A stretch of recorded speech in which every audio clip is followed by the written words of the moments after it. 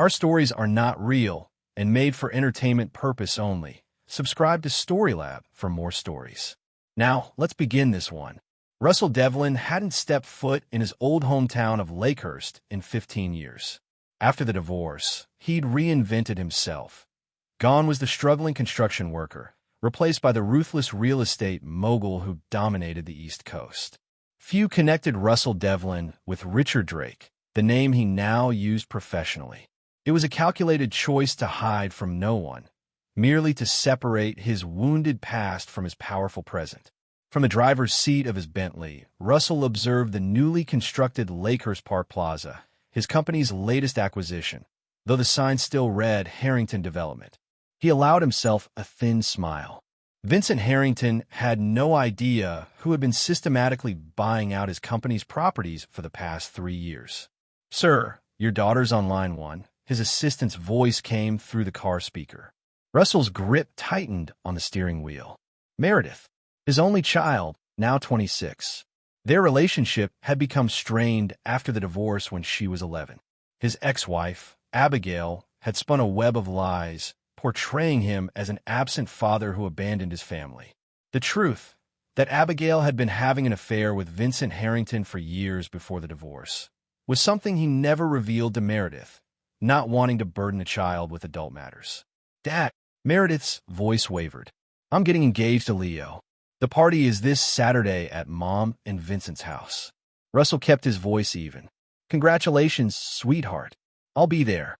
That's why I'm calling. Vincent says you're not welcome." Mom agrees. She sounded pained. "I'm sorry, Dad. I tried." Russell closed his eyes, controlling the rage building inside him.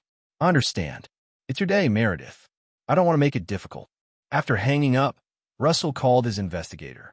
"Sam, what do we have on Leo Whitaker? Son of Thomas Whitaker, runs a mid-sized architecture firm. The kid works for Collier and Associates." Russell's lip curled into a smile. Collier and Associates, the firm he just purchased through a shell corporation. No one at the company knew about the ownership change yet, not even the senior partners. And Leo Whitaker was one of their promising architects, supervised by Russell's most trusted colleague, Darren Ford, who knew Russell only as Richard Drake. "Darren raves about this kid," Sam continued. "Says he's the most talented designer they've recruited in years. And Harrington still doesn't know you're behind the property acquisitions. He's drowning in debt, trying to keep up appearances. The engagement party is costing a fortune he doesn't have." Russell nodded. "Find me everything on Thomas Whitaker's history with Vincent Harrington. There's something there. I can feel it." 2 days later, Sam delivered a file.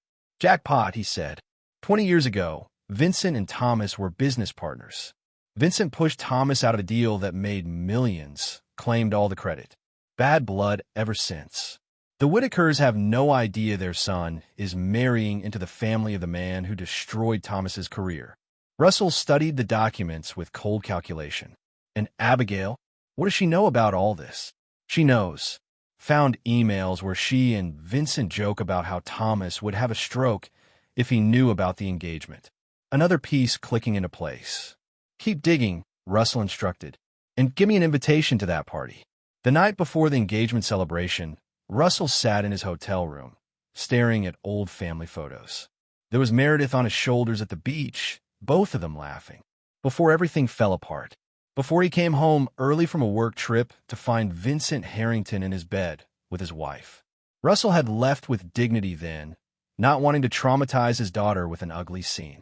He'd given Abigail everything in the divorce, the house, most of their savings, asking only for fair visitation with Meredith.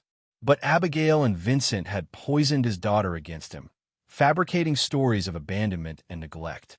He slipped the photos back into his wallet, next to the invitation his investigator had procured. Tomorrow, he would see his daughter. Tomorrow, 15 years of patience would finally bear fruit. The Harrington estate was ablaze with lights, luxury cars lining the circular driveway. Russell adjusted his tie before stepping out of his Bentley, handing the keys to the valet. He hadn't specified his name on the guest list, merely showing the invitation. Inside, the opulence was obvious but hollow, like everything Vincent created. Crystal chandeliers, champagne fountains, elaborate ice sculptures. Russell recognized the desperation of a man living beyond his means to maintain appearances. A man weeks away from financial ruin, though only Russell knew that part. He spotted Meredith immediately. She was radiant in a blue dress, her smile lighting up the room as she introduced her fiancé to guests. Leo was tall, handsome, earnest-looking, everything a father could want for his daughter. Russell felt a momentary pang of regret for what was to come. As he approached, Vincent Harrington intercepted him, face flushing with rage. "What the hell are you doing here?" he hissed, grabbing Russell's arm. Russell merely smiled. "Attending my daughter's engagement party. You weren't invited. You're nothing to her anymore. Loser. She doesn't want to see you." The room seemed to quiet around them, heads turning. Meredith was watching now, her expression troubled. Beside her, Leo frowned in confusion. "I think that should be my daughter's decision," Russell replied calmly. Vincent's face twisted with malice. He was enjoying this, the public humiliation, the power play. "Security," he called out. "Remove this man." Two suited men approached. Vincent leaned in, his breath reeking of expensive scotch. "She's my daughter now. You're nothing but a memory, and a bad one at that. Get out before we throw you out." Russell saw Meredith take a half-step forward, but Abigail held her back, whispering something in her ear. 15 years of poisonous lies crystallized in that moment. With dignity, Russell raised his hands. "No need for theatrics. I'm leaving." He turned to go, then paused, locking eyes with his daughter across the room. The hurt and confusion in her gaze struck him like a physical blow. But there was something else there too, a question. She was finally old enough to sense that something wasn't right with the story she'd been told. At the doorway, Russell made a single call. "It's time. Send it all." He climbed into his car and waited, watching the estate from a distance. 45 minutes later, his phone buzzed with a text from Sam. "Package delivered." Inside the party, Leo Whitaker had just opened an envelope delivered by courier. His face went ashen as he read the contents, looking up to stare at Vincent in disbelief. "Is this true?" he demanded, voice rising. "Did you destroy my father's business? Steal his designs and claim them as your own?" Vincent stammered, "That's ancient history. Your father and I had a disagreement." "A disagreement?" Leo threw the documents on the floor. "You forged his signature. You stole everything he built." Thomas Whitaker stepped forward now, having received his own envelope. "Vincent, what is this?" "These are my original blueprints for the Westlake project." His hands shook as he held up the papers, with my signature crossed out and yours written in. The room erupted in chaos. Leo turned to Meredith, his face a mask of betrayal. "Did you know? Is this why you never wanted me to meet your parents until we were already engaged?" "No, Leo, I had no idea." "And there's more," Leo continued, his voice breaking. "Your stepfather is bankrupt. These documents show he's been embezzling from clients for years, and your mother helped him." He pulled the engagement ring from his pocket and threw it on the ground. "You never told me who your father really was, or who you really are." As Leo stormed out, followed by his stunned family, Meredith turned to her mother and Vincent, tears streaming down her face. "What have you done? What is he talking about?" Vincent's face had gone from red to white. "These are lies. Fabrications. Your father." "My father? What about him? What does he have to do with this?" Abigail grabbed her daughter's arm. "Nothing. He has nothing to do with anything because he is nothing." Meredith wrenched away. "Stop it. Stop lying to me." She picked up one of the fallen documents, her eyes widening as she read. "This says Dad's company owns the building where Leo works." "That can't be right. Dad works construction in Arizona." "What?" Vincent snatched the paper from her hands, his face contorting with dawning realization. "Drake Industries. Richard Drake." No, it can't be." Outside in his car, Russell watched the guests streaming from the house, faces scandalized. His phone rang. It was Sam. "It's done. The FBI just arrived at Harrington Development with a warrant." The prosecutor had everything they needed. Russell nodded. "And Meredith? She's asking questions." "A lot of them." "Good," Russell said. "It's time she learned the truth." 3 days after the disastrous engagement party, Russell sat in a quiet booth at Lakehurst's only upscale restaurant. The door opened, and Meredith entered, scanning the room until she spotted him. She looked exhausted, her eyes red-rimmed from crying. "You're Richard Drake," she said as she slid into the seat across from him. It wasn't a question. Russell nodded. "I changed my name professionally after the divorce. It was easier to build something new than to carry the weight of what happened here. Why didn't you tell me? All these years, I thought you were struggling, barely making ends meet in Arizona. Those checks you sent, I thought they were all you could afford. Would you have believed me if I'd told you I'd become successful? Or would you have thought I was trying to buy your affection?" Russell kept his voice gentle. "Your mother and Vincent had already convinced you I was a failure who abandoned you." Meredith's eyes filled with tears. "They said you left us, that you couldn't handle being a father. I left because I found Vincent in our home, in our bed, with your mother. They had been having an affair for years." Russell slid a folder across the table. "The truth has always been here, waiting for when you were ready to see it." Meredith opened the folder with trembling hands. Bank statements showing years of financial support far beyond the required child support. Letters he'd written that were returned unopened. Court documents showing how Abigail had repeatedly violated their custody agreement, denying his visitation rights. "Why didn't you fight harder?" she whispered. "Because fighting would have meant dragging you into an ugly battle. I chose to wait, to build something that could one day show you the truth more clearly than words ever could." What truth? That everything Vincent built was a house of cards. His success was based on theft, fraud, and lies. Now it's all coming down. Meredith stared at him. The FBI, the prosecutor, the evidence against Vincent and Mom. That was all you. Russell nodded. Justice delayed but not denied. "And Leo, did you destroy my engagement on purpose?" I revealed the truth. Leo deserved to know who he was really getting involved with.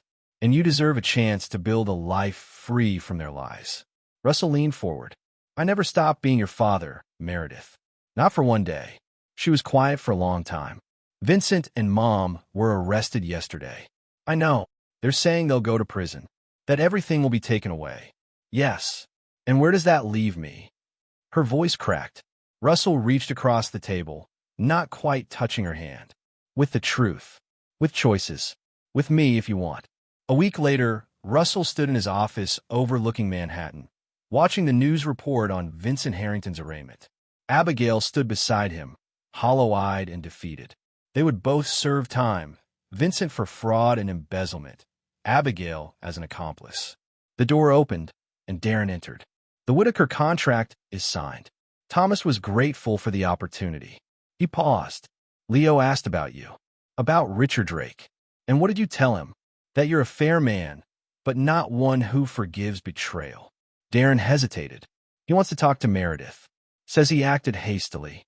Russell turned from the window. "That's her decision to make." As if summoned by her name, Meredith appeared in the doorway, carrying a box of personal items. She'd accepted his offer of a temporary apartment in the city, a chance to start fresh. "I spoke with Leo," she said quietly. "He apologized, asked if we could start over." Russell kept his expression neutral. "And what did you say?" A ghost of a smile crossed her face, so like his own. "I said I needed time, that I'm still figuring out who I am without all the lies." Russell nodded, feeling an unfamiliar emotion. Pride, perhaps, or hope. "Vincent called from jail," Meredith continued. "Begged me to help him, to testify on his behalf." Her expression hardened. "I told him he was nothing to me anymore." Something cold and satisfied unfurled in Russell's chest. Not just revenge, but vindication. The truth, finally rising to the surface after 15 years beneath the weight of lies. "What happens now?" Meredith asked. Russell looked at his daughter, truly looked at her, and saw reflections of himself, the steel beneath the softness, the determination in her eyes. "Now," he said, "we build something honest." As Meredith left for her new apartment, Darren lingered. 15 years is a long time to wait for revenge. Russell turned back to the window. It wasn't just revenge. It was justice. The world finally seeing Vincent and Abigail for what they really are. "And forgiveness?" Darren asked quietly. Russell's reflection in the glass showed no emotion, just the hard lines of a man who had learned to survive by turning pain into power. Some betrayals can't be forgiven, he said, only settled. In the coming months, Harrington Development's assets would be liquidated, their projects absorbed by Drake Industries.